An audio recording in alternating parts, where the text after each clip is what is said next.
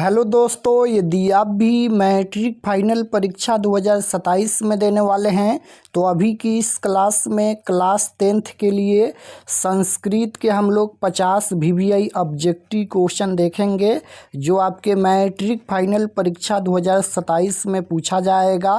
तो आप लोग इस क्लास में अंत तक बने रहिएगा। ये क्लास 10th के लिए संस्कृत के 50 ऑब्जेक्टिव क्वेश्चन हैं। वैसे ऑब्जेक्टिव क्वेश्चन जो आपके बिहार बोर्ड मैट्रिक फाइनल परीक्षा 2027 के लिए महत्वपूर्ण है। तो आप लोग क्लास में अंत तक बने रहिएगा। संस्कृत के हम 50 VVI ऑब्जेक्टिव क्वेश्चन बताएंगे। तो आप लोग लास्ट में बताइएगा कि 50 क्वेश्चन में आप कितना क्वेश्चन सही किए हैं, लास्ट में आप लोग बताइएगा। तो चलिए हम लोग फर्स्ट क्वेश्चन देखते हैं। पहला नंबर क्वेश्चन देखिएगा, यहाँ पर पूछा गया है। पहला नंबर क्वेश्चन है कि मंगलम पाठ में कुल कितने मंत्र यानी पद हैं। तो मंगलम पाठ में कुल कितने मंत्र संकलित हैं। ये चैप्टर नंबर 1 है, संस्कृत का चैप्टर नंबर 1 मंगलम पाठ। मंगलम पाठ हम आपको पढ़ाए थे और इसमें बताए थे कि मंगलम पाठ में कुल 5 मंत्र संकलित हैं। और मंगलम पाठ कहाँ से लिया गया है, तो उपनिषद से लिया गया है। ये भी क्वेश्चन पूछा जाता है कि मंगलम पाठ कहाँ से लिया गया है, तो उपनिषद से लिया गया है। तो मंगलम पाठ में कुल कितने मंत्र हैं, तो 5 मंत्र संकलित हैं। राइट आंसर ऑप्शन नंबर ए हो जाएगा। मंगलम पाठ में 5 मंत्र संकलित हैं। क्वेश्चन नंबर 1 का राइट आंसर ए हो जाएगा।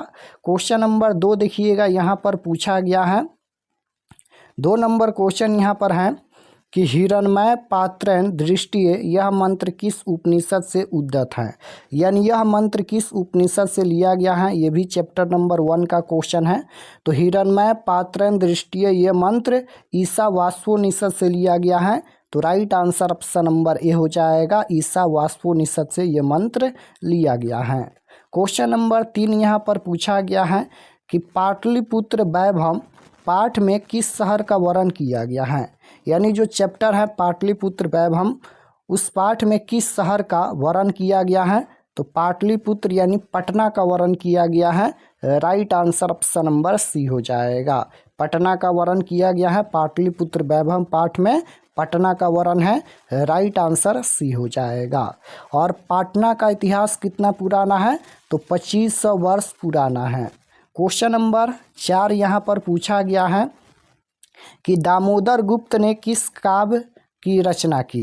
दामोदर गुप्त ने किस काव्य की रचना की, 4 ऑप्शन दिया गया है। बताइए कि दामोदर गुप्त इनमें से किसकी रचना की है।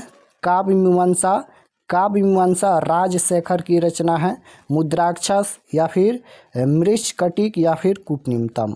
तो कूटनिम्नम काव्य के कवि कौन है, तो कूटनिम्नम काव्य के कवि दामोदर गुप्त हैं। तो right answer option number D हो जाएगा। दामोदर गुप्त ने किस काव्य की रचना की, तो कूटनिम्नम काव्य के कवि कौन है, कूटनिम्नम काव्य के कवि दामोदर गुप्त हैं। तो right answer option number D हो जाएगा। क्वेश्चन नंबर 5 यहाँ पर पूछा गया है कि पटना का इतिहास कितना पुराना है। तो पटना का इतिहास 2500 वर्ष पुराना है। राइट आंसर सी में दिया गया है। पटना का इतिहास कितना पुराना है, तो ये 2500 वर्ष पुराना है। याद रखिएगा, option number C right answer. Question number 6 यहाँ पर पूछा गया है कि सत्य का मुंह किस पात्र से ढका हुआ है। तो सत्य का मुंह किस पात्र से ढका हुआ है, 4 ऑप्शन दिया गया है। इसका आंसर क्या होगा, तो सत्य का मुंह किस पात्र से ढका हुआ है, तो हिरण्मय पात्र से ढका हुआ है। तो राइट आंसर ऑप्शन नंबर ए हो जाएगा।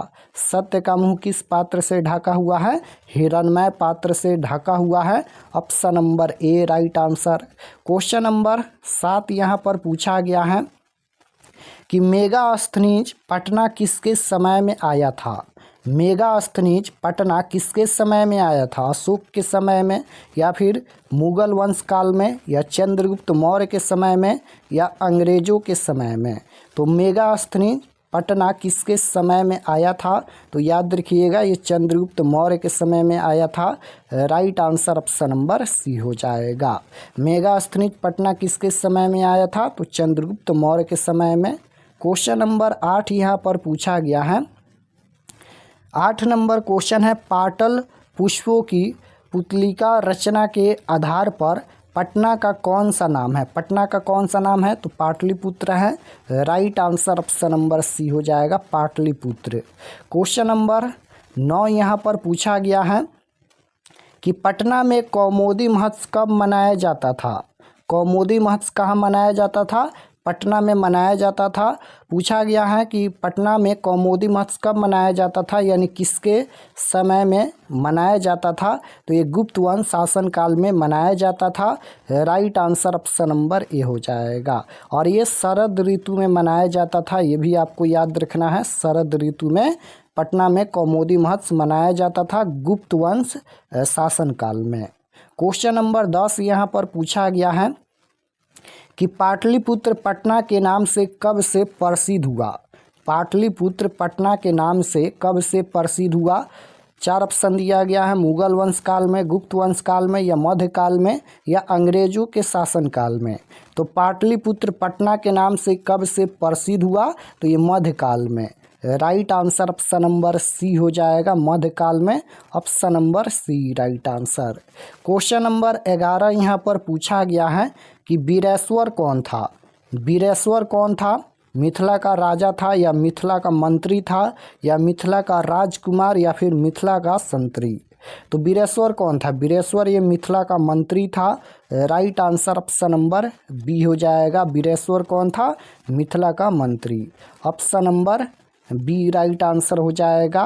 क्वेश्चन नंबर 12 यहाँ पर पूछा गया है कि आलसला में आग क्यों लगाई गई? आलसला में आग क्यों लगाई गई? सबसे पहले आलस कथा पाठ के रचयिता कौन है? आपको याद होना चाहिए कि आलस कथा पाठ के रचयिता कौन है? तो विद्यापति हैं, याद रखिएगा। और विद्यापति मैथिली कवि हैं। तो आलसला में आग क्यों लगाई गई? आलसियों की परीक्षा लेने के लिए। तो इसका आंसर क्या होगा? आलसियों को भगाने के लिए। ये तो गलत हो जाएगा। आलसियों की परीक्षा करने के लिए आलसला में आग लगाई गई कि कौन असली आलसी है और कौन नकली आलसी है।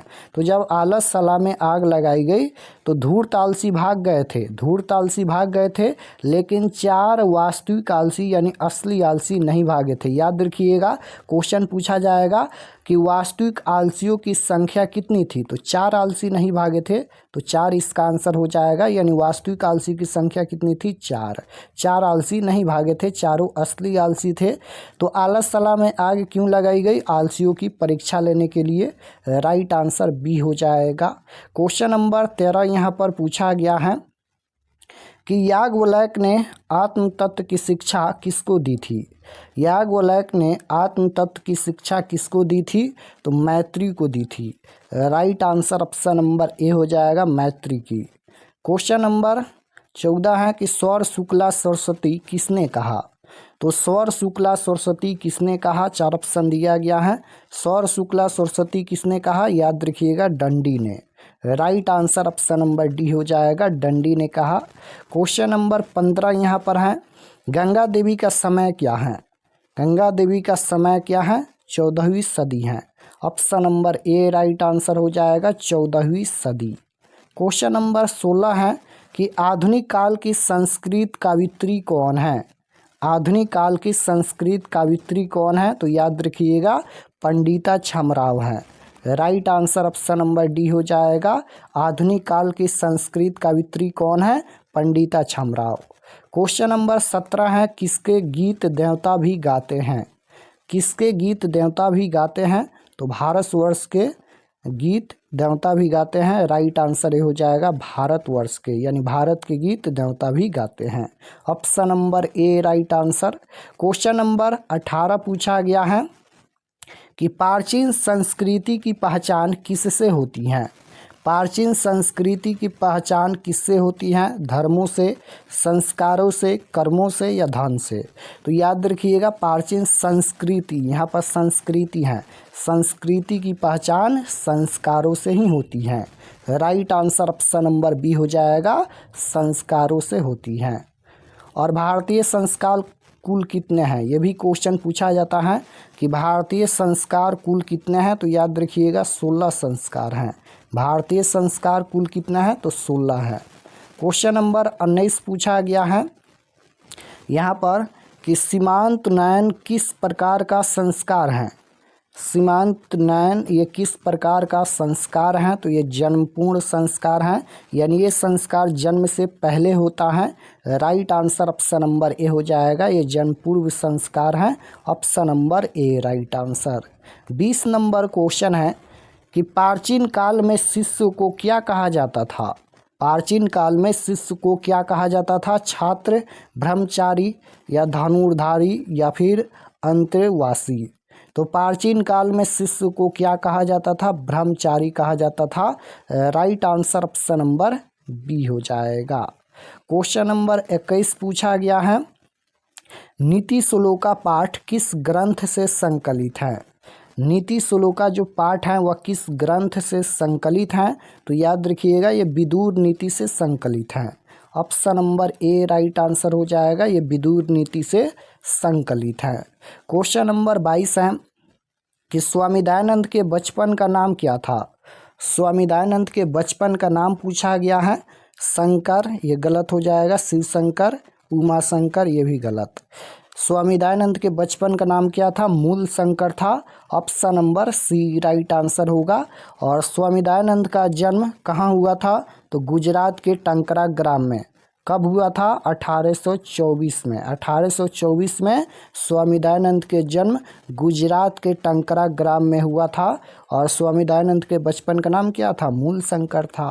क्वेश्चन नंबर 23 देखिएगा, यहाँ पर है कि पा धातु के लोट लकार मध्यम पुरुष एक वचन का रूप कौन सा होगा? अब यहाँ पर व्याकरण का क्वेश्चन आ गया। आप जानते हैं कि संस्कृत में 50% बुक का क्वेश्चन और 50% व्याकरण का क्वेश्चन पूछा जाता है, तो बुक और व्याकरण दोनों आपको पढ़ना जरूरी है। तो पा धातु के लोट लकार मध्यम पुरुष एक वचन का रूप पूछा गया है, तो ये हो जाएगा पीव हो जाएगा ना। Option number C right answer होगा। मध्यम पुरुष एक वचन ये पीव हो जाएगा। Option number C. Question number 24 है यहाँ पर कि दक्षयति ये किस लकार का रूप है? लकार पूछा गया है। दक्षयति किस लकार का रूप है? ये लिरिट लकार का रूप है। Right answer option number D हो जाएगा, ये लिरिट लकार का रूप है। क्वेश्चन नंबर 25 है, गच्छ किस धातु का रूप है? गच्छ ये किस धातु का रूप है? गम या गच्छ या गद या गुप? तो गच्छ ये किस धातु का रूप है? ये गम धातु का रूप है। राइट आंसर ऑप्शन नंबर ए हो जाएगा, गम धातु का रूप है। क्वेश्चन नंबर 26 देखिएगा, पूछा गया है लताए में कौन सी विभक्ति है? विभक्ति पूछा गया है। लताए में कौन सी विभक्ति है? तृतीया, चतुर्थी, पंचमी या सप्तमी? लताए में कौन सी विभक्ति है? तो लताए में चतुर्थी विभक्ति है। Right answer option number B हो जाएगा। क्वेश्चन नंबर 27 पूछा गया है कि पिता किस शब्द का रूप है? किस शब्द का रूप है? पिता किस शब्द का रूप है?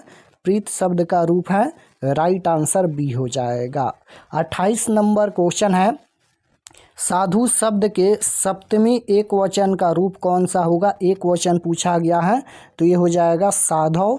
Option number C right answer. Question number 29 है, पटु प्लस तल से कौन सा शब्द बनेगा? यानी इसको जोड़ेंगे तो कौन सा शब्द बनेगा? पटु प्लस तल है, तो ये पटुता बनेगा, पटुता। Option number A right answer हो जाएगा, पटु प्लस तल से पटुसा शब्द बनेगा। क्वेश्चन नंबर 30 है कि लघुत्रम में कौन सा तदित प्रत्यय है? लघुत्रम में कौन सा तदित प्रत्यय है? तो इसमें हो जाएगा तरप प्रत्यय। Option number B right answer हो जाएगा, तरप प्रत्यय। क्वेश्चन नंबर 31 पूछा गया है, आगत्य शब्द में कौन प्रत्यय है? आगत्य शब्द में कौन सा प्रत्यय है? तो इसमें हो जाएगा ल्यू प्रत्यय। Option number C right answer होगा। क्वेश्चन नंबर 32 पूछा गया है कि भू प्लस श्रुत्य से कौन सा शब्द बनेगा? तो ये बन जाएगा भवत। ऑप्शन नंबर डी हो जाएगा, भवत शब्द बनेगा। क्वेश्चन नंबर 33 पूछा गया है, राजन प्लस डीप से कौन सा शब्द बनेगा? राजन प्लस डीप से कौन सा शब्द बनेगा? राज्ञ बनेगा। Option number A right answer. Question number 34 है, मूर्खा में कौन सा स्त्री प्रत्यय है? स्त्री प्रत्यय पूछा गया है। मूर्खा में कौन सा स्त्री प्रत्यय है? तो इसमें टाप प्रत्यय है। Right answer option number C हो जाएगा। क्वेश्चन नंबर 35 है, मंदाकिनी वर्णम पाठ के कवि कौन है? मंदाकिनी वर्णम पाठ के कवि कौन है? तुलसीदास या व्यास या वाल्मीकि या कालिदास? तो मंदाकिनी वर्णम पाठ के कवि पूछा गया है, तो याद रखिएगा मंदाकिनी वर्णम पाठ के कवि कौन है? वाल्मीकि जी हैं। Right answer option number C हो जाएगा। मंदाकिनी वर्णम पाठ के कवि कौन है? Valmiki. Option number C correct answer होगा। क्वेश्चन नंबर 36 है कि बृहस्पति कथा पाठ के रचयिता कौन है? बृहस्पति कथा पाठ के रचयिता कौन है? नारायण पंडित हैं। Right answer option number B हो जाएगा। क्वेश्चन नंबर 37 है कि क्रंशय दानवीरता पाठ किस ग्रंथ से संकलित है? क्रंशय दानवीरता ये किस पाठ क्रंशय दानवीरता पाठ ये किस ग्रंथ से संकलित है? तो ये हो जाएगा कौंडभाड़ से संकलित है। Option number A right answer. Question number 38 है कि न्याय दर्शन के प्रवर्तक कौन है? न्याय दर्शन के प्रवर्तक कौन है? कपिल है, गौतम है, कणाद है या पतंजलि है? तो न्याय दर्शन के प्रवर्तक कौन है? Gautam. Right answer option number B हो जाएगा। न्याय दर्शन के प्रवर्तक कौन है? गौतम। क्वेश्चन नंबर 39 है, आर्यभट्टियम किसकी रचना है? आर्यभट्टियम ये किसकी रचना है? तो आर्यभट्टियम ये आर्यभट्ट की रचना है। Right answer option number D हो जाएगा। ये आर्यभट्ट की रचना है। 40 नंबर क्वेश्चन देखिए। 40 नंबर क्वेश्चन है कि निर्मलम का संधि विच्छेद क्या होगा? संधि विच्छेद पूछा गया है। निर्मलम का संधि विच्छेद क्या होगा? नि प्लस मलम हो जाएगा। Option number A right answer. Question number 41 देखिएगा, पूछा गया है यहाँ पर कि पूषण प्लस अपावीणु की संधि क्या होगी? तो ये हो जाएगा पूषण पारवीणु। ऑप्शन नंबर बी में दिया गया है। Right answer option number B हो जाएगा। 42 नंबर क्वेश्चन है, ई प्लस अ के मेल से कौन सा नया बॉन्ड बनेगा? यानी इसको जोड़ेंगे तो कौन सा नया बॉन्ड बनेगा? तो ये बन जाएगा यह बनेगा। Option number C right answer होगा। ई प्लस अ के मेल से यह बनता है। क्वेश्चन नंबर 43 पूछा गया है। यहाँ पर देखिएगा, यहाँ पर 43 नंबर क्वेश्चन है कि जंतु निर्हितों में कौन सी संधियाँ? यहाँ पर इसका ये नंबर ये नहीं है। क्वेश्चन है यहाँ पर कि जंतु निर्हितों में कौन सी संधि है? तो इसमें विसर्ग संधि है। Right answer option number C हो जाएगा। इसमें विसर्ग संधि है। क्वेश्चन नंबर 44 पूछा गया है। 44 नंबर क्वेश्चन है, अर्थाभावे का विग्रह क्या होगा? विग्रह पूछा गया है। अर्थाभावे का विग्रह क्या होगा? तो अर्थ से अभावे हो जाएगा। Option number A right answer. Question number 45 पूछा गया है यहाँ पर कि अवयवी भाव समास का उदाहरण कौन है? अवयवी भाव समास का उदाहरण पूछा गया है। तो ये हो जाएगा उपगंडम। ऑप्शन नंबर सी में दिया गया है। राइट आंसर सी हो जाएगा। क्वेश्चन नंबर 46 है यहाँ पर कि नीलो त्वप्लम में कौन सा समास है? समास पूछा गया है। नीलो त्वप्लम में कौन सा समास है? इसमें कर्मधारय समास है। Right answer option number D हो जाएगा। क्वेश्चन नंबर 47 है यहाँ पर कि इत्थ भूत लक्षणे सूत्र का उदाहरण कौन है? तो ये हो जाएगा जटाभि तापस ज्ञान। ऑप्शन नंबर बी में दिया गया है। राइट आंसर बी हो जाएगा। 48 नंबर क्वेश्चन देखिएगा, पूछा गया है यहाँ पर डॉट पिता अप्रणगतः वाक्य रि का स्थान में कौन सा पद होगा? तो ये हो जाएगा रुदती बालके हो जाएगा। Option number C right answer. 49 number question है, दान के अर्थ में कौन सी विभक्ति होती है? विभक्ति पूछा गया है ना दान के अर्थ में, तो दान के अर्थ में चतुर्थी विभक्ति होती है। राइट आंसर सी हो जाएगा। क्वेश्चन नंबर 50 देखिए यहाँ पर है किस शब्द में परा उपसर्ग है? किस शब्द में परा उपसर्ग है? तो उपसर्ग किसी भी शब्द के पहले जुड़ता है और प्रत्यय किसी भी शब्द के लास्ट में जुड़ता है। तो परा उपसर्ग पूछा गया, इसमें देखिए परी जुड़ा है तो ये तो होगा नहीं, प्रा जुड़ा है ये भी नहीं होगा, प्रा जुड़ा है ये भी नहीं होगा। यहाँ पर प्रा है तो ये प्राकृष्ठा हो जाएगा, option number A right answer हो जाएगा। प्राकृष्ठा में यहाँ पर प्रा उपसर्ग जुड़ा है तो option number A correct answer. तो यहाँ पर हम लोग संस्कृत के 50 महत्वपूर्ण ऑब्जेक्टिव क्वेश्चन देखे हैं। आप लोग कमेंट में बताइए कि आपका कितना क्वेश्चन सही हुआ, और ये सभी क्वेश्चन का आप लोग ज़रूर याद कर लीजिएगा। और अगर आप लोग चैनल पर नए होंगे तो चैनल को ज़रूर सब्सक्राइब कर लेना, ताकि आने वाले नेक्स्ट क्लास आपके पास ज़रूर पहुँचे। तो मिलते हैं नेक्स्ट क्लास में, तब तक अपना स्टडी कीजिए। आप सभी को धन्यवाद।